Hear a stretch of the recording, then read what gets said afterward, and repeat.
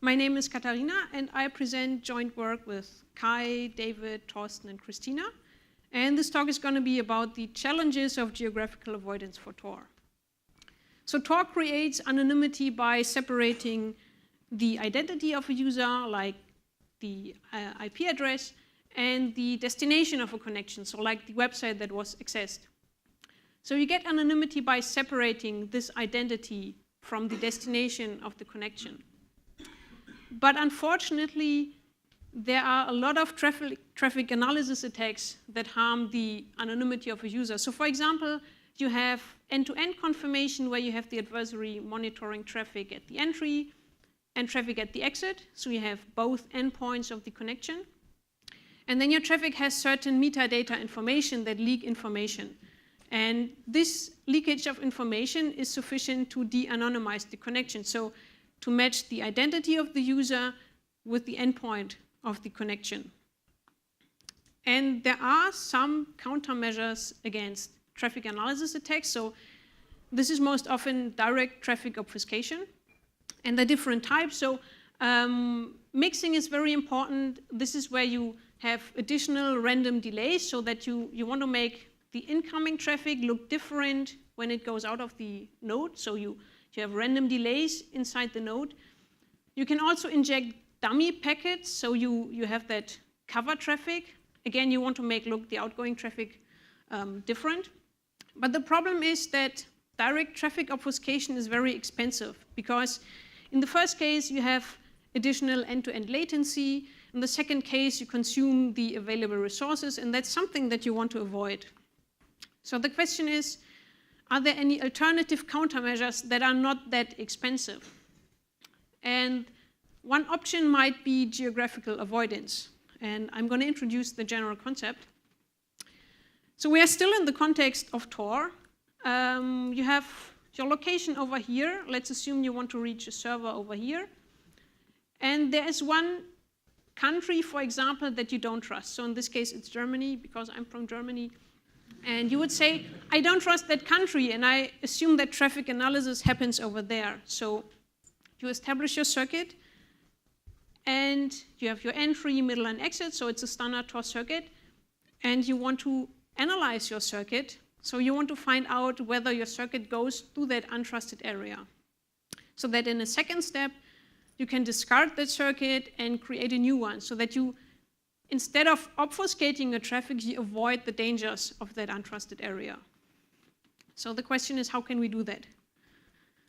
And geographical avoidance bases on timing decisions, because when you have your connection, so you are over here, one relay is over here, you have some geo-IP information about the relay. So you have the IP address, you have the geo-IP location data, but the routing is not transparent. So you don't know what routers are used in your path, and you don't know the location of these routers. So it might happen that your traffic goes through the untrusted area, even though your relay is not in that area.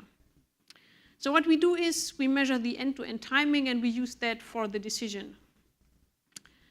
And in this case, we want to estimate the worst case. So we have like 4 steps. We first want to find the closest point in the untrusted area. So for example, on the border of that country. And then we measure the distance between our position and that point on the border. And then we assume a certain speed, for example, 2/3 speed of light. So that is what you assume information propagates. And then we estimate the round trip time. So we have that assumed point on the border, and then we have that estimate. So for example, it takes 20 milliseconds to transmit information to that point on the border.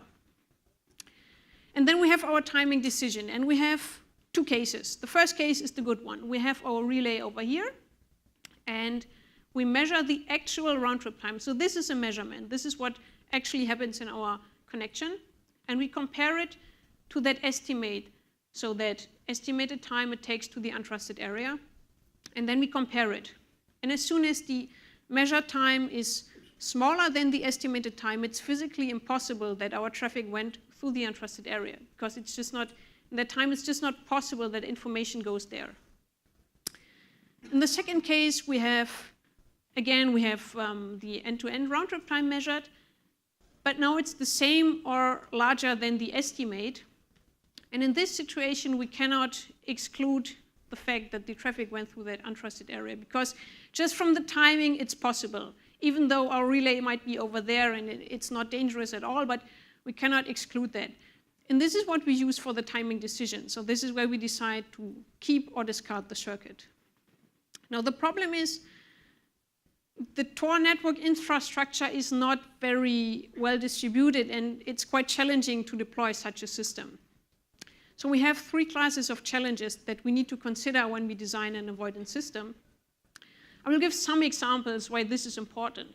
First one is distribution of relays. You see Europe over here. Every black dot is a relay in Europe.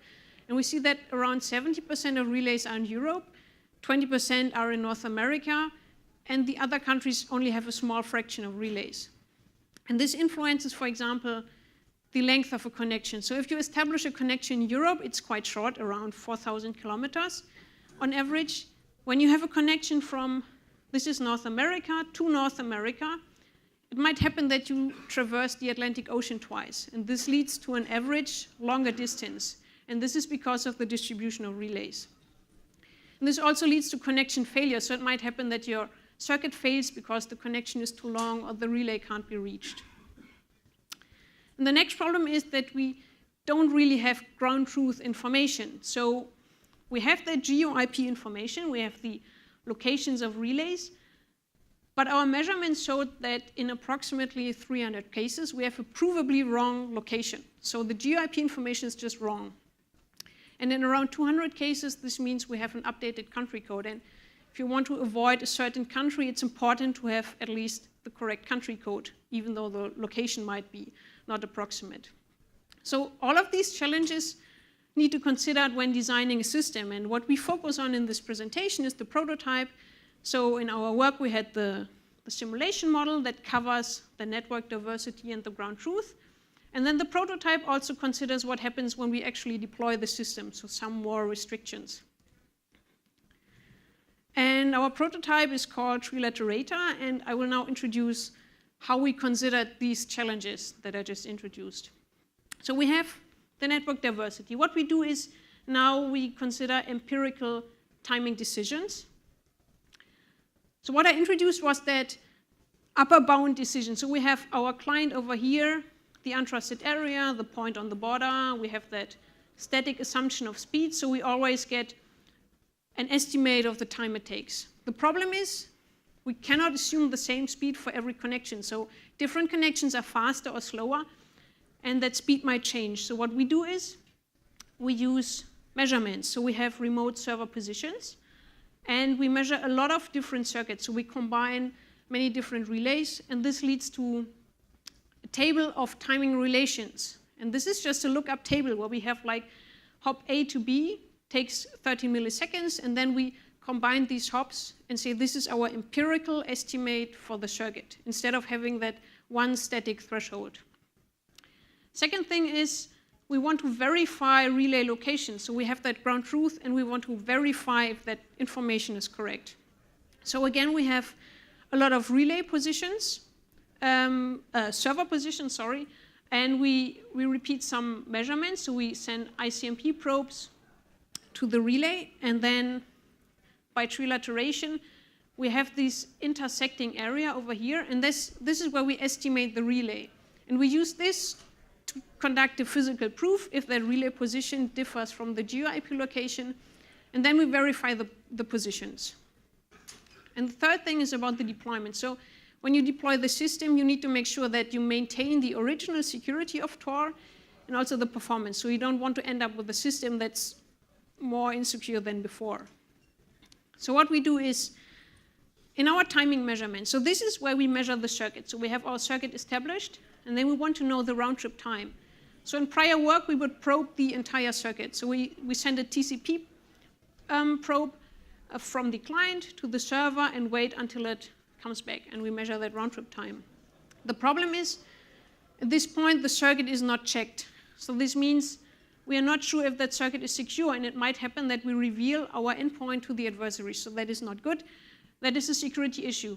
And it's also a performance issue because we have to wait for these measurements to finish, and after that we can use the circuit. So we thought we could use the handshake timing. So every time Tor establishes a new circuit, it uses the handshake to exchange the key material with the entry, the middle, and the exit.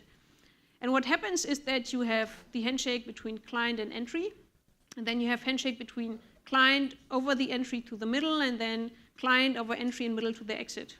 And this last handshake is exactly what we need because it's the end-to-end timing of our circuit.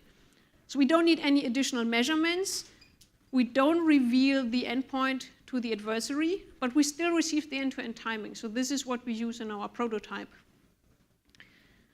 And the prototype then consists of two sides. So we have the network side and the client side.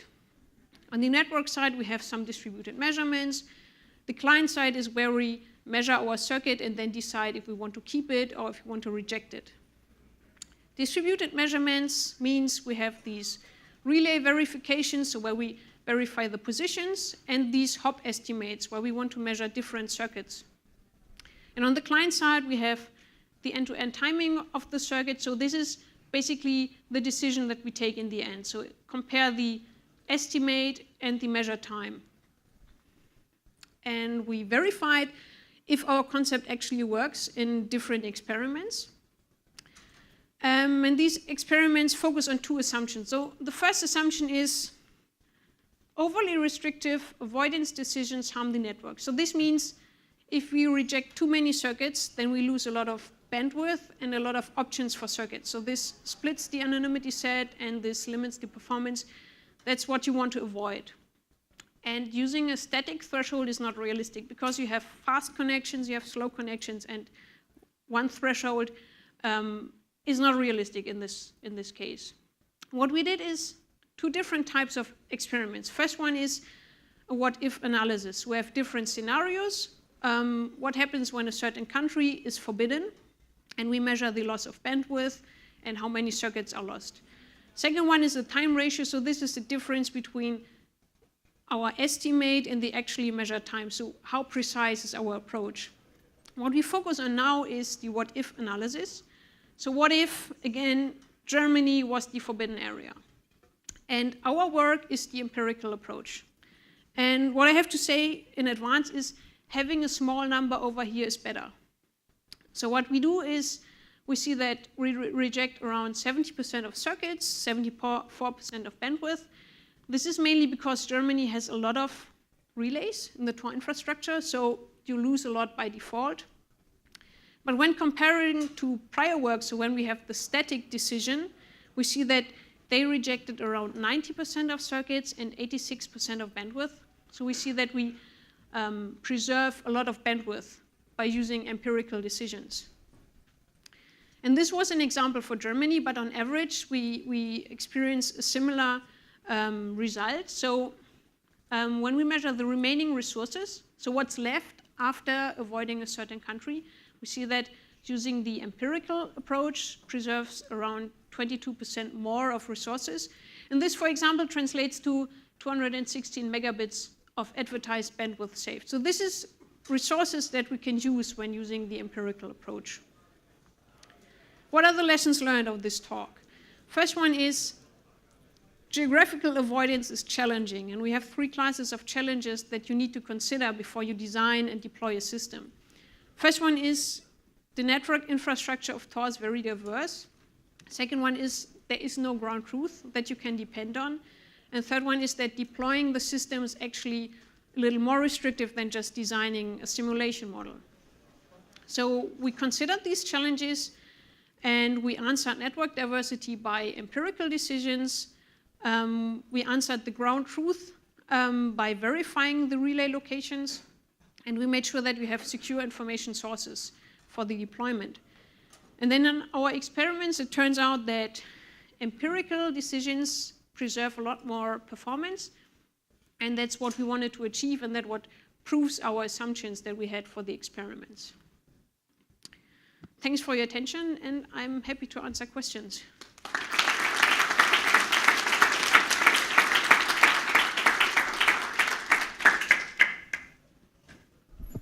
Abdul from Carleton University. So in 2017, there was a paper in SIGCOMM alibi routing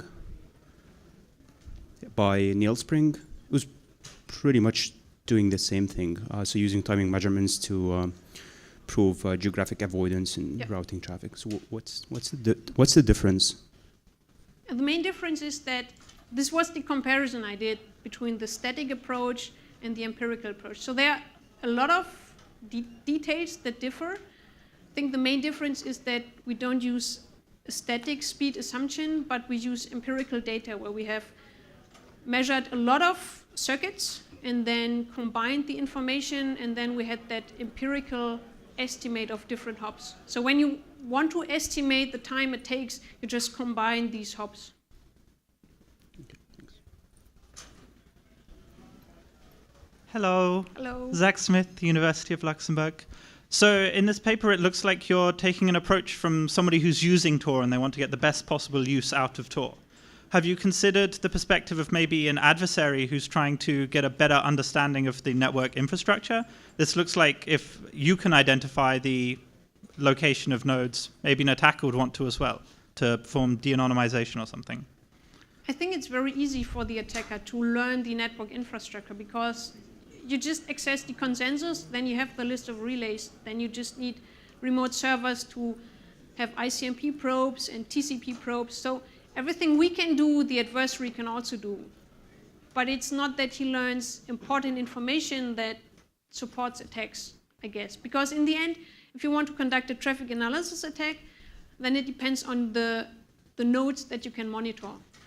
So you want to achieve a lot of coverage of the network so that you can monitor a lot of nodes, for example, for end-to-end correlation. Okay, thank you. Hi, thank you for your talk.